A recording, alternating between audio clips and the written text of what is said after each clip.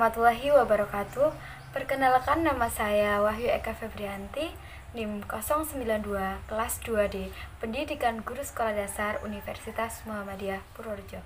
Di sini saya akan menjelaskan materi mengenai pesawat sederhana. Pesawat sederhana merupakan alat bantu untuk memudahkan pekerjaan manusia.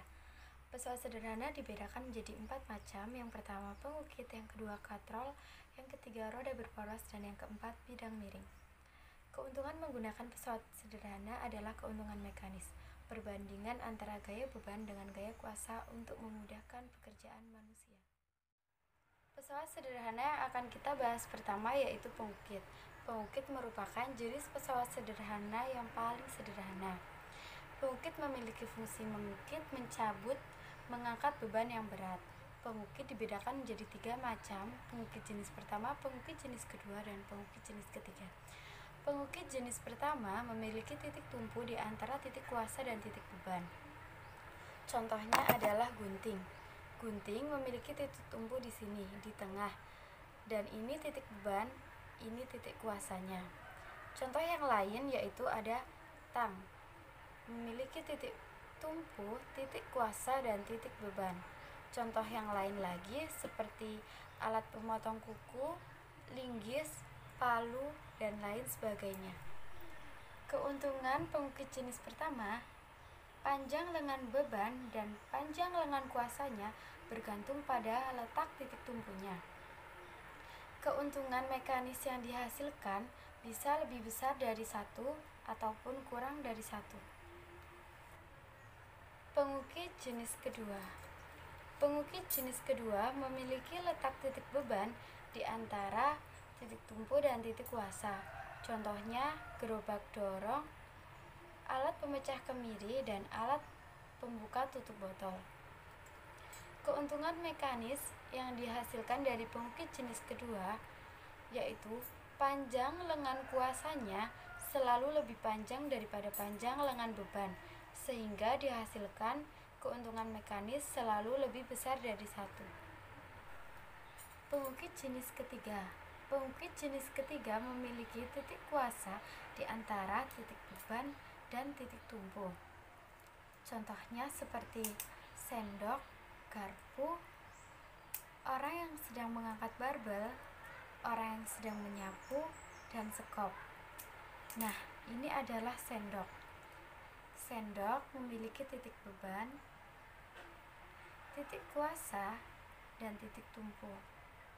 Keuntungan mekanis pengukit jenis ketiga yaitu panjang lengan kuasa selalu lebih pendek daripada panjang lengan beban, sehingga dihasilkan keuntungan mekanis yang kurang dari 1.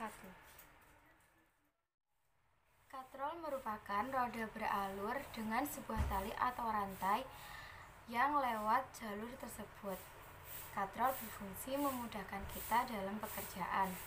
Katrol dibedakan menjadi 3 jenis. Yang pertama katrol tetap, katrol bergerak, dan katrol majemuk. Keuntungan mekanis pada katrol tetap yaitu gaya kuasa untuk menarik beban sama dengan gaya berat beban, sehingga keuntungan mekanis yang dihasilkan pada katrol tetap sama dengan 1. Katrol bergerak. Katrol bergerak merupakan katrol yang apabila digunakan posisi atau kedudukannya berubah. Contohnya alat pengangkat peti kemas. Keuntungan mekanis yang dihasilkan pada katrol bergerak sama dengan 2. Artinya untuk mengangkat beban menggunakan katrol bergerak hanya dibutuhkan setengah gaya yang diperlukan untuk mengangkat beban apabila tidak menggunakan katrol. Katrol majemuk. Katrol majemuk merupakan gabungan dari katrol tetap dan katrol bergerak. Kedua katrol tersebut dihubungkan dengan tali. Pada katrol majemuk, beban dikaitkan pada katrol bergerak dan salah satu tali dikaitkan dengan katrol tetap. Apabila ujung tali ditarik, maka beban akan terangkat. Keuntungan mekanis pada katrol majemuk yaitu ditentukan dengan banyak penggal tali pada penyangganya. Bidang miring merupakan salah satu jenis pesawat sederhana yang terdiri dari bidang datar yang salah satu ujungnya lebih tinggi daripada ujung yang lain. Keuntungan menggunakan bidang miring yaitu memudahkan kita saat memindahkan barang dari tempat yang rendah ke tempat yang tinggi. Contoh penggunaan bidang miring pada perkakas antara lain yaitu pisau, kemudian baut dan skrup, kapak, dan lain sebagainya. Roda dan poros merupakan jenis pesawat sederhana yang terdiri dari dua silinder yang memiliki dua jari-jari yang berbeda dan bergabung di pusatnya. Silinder yang memiliki jari-jari besar dinamakan roda, dan silinder yang memiliki jari-jari kecil dinamakan poros. Cara kerja dari roda berporos sendiri yaitu dengan mengubah besar dan arah gaya untuk memindahkan benda.